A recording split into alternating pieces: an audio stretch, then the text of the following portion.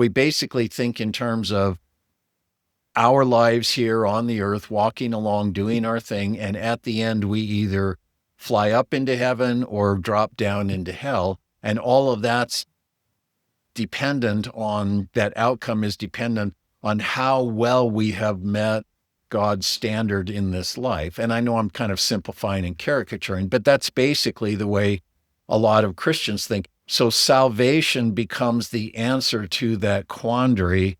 It simply is a remedy that God has provided so that we don't have to go to hell, we can go to heaven.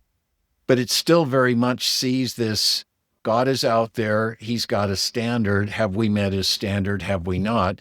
Jesus comes as the guy who meets the standard. And that's how we tend to even think about incarnation again. God just needed a sinless substitute to take our place.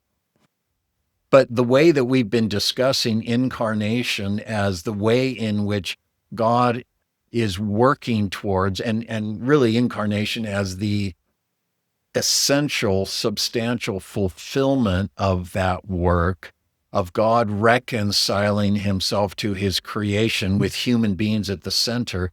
Incarnation really is the beginning and the substance of that healing, ingathering, restoring work. Well, what is that restoring work? It's again that God will be one with his human creature, such that his own relationship with his creation will be in and through that human creature. So as you put it, it's not a legal issue of, okay, here's the crime, here's the punishment, which all that's kind of impersonal and at a distance. This is about the need for human beings to find their authentic, genuine human existence as Paul would put it, being taken up in the life of God in Christ by the Spirit. So now we're back to this whole idea again of the church as the dwelling of God in the Spirit.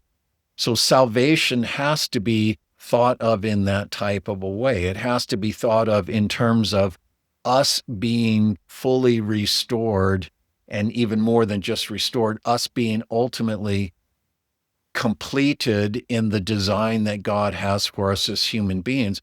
And Jesus himself said that that design is what you see in me.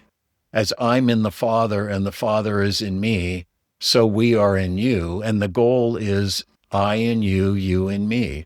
Salvation is about this exhaustive, intimate communion in the Spirit between us and between God. It's not about dealing with infractions. It's about ending the human in the creational exile. And so this becomes a matter of who we are, not have we met a standard, and who we are in the sense of a human definition and a human existence that is defined by Christ himself, that is defined by God himself.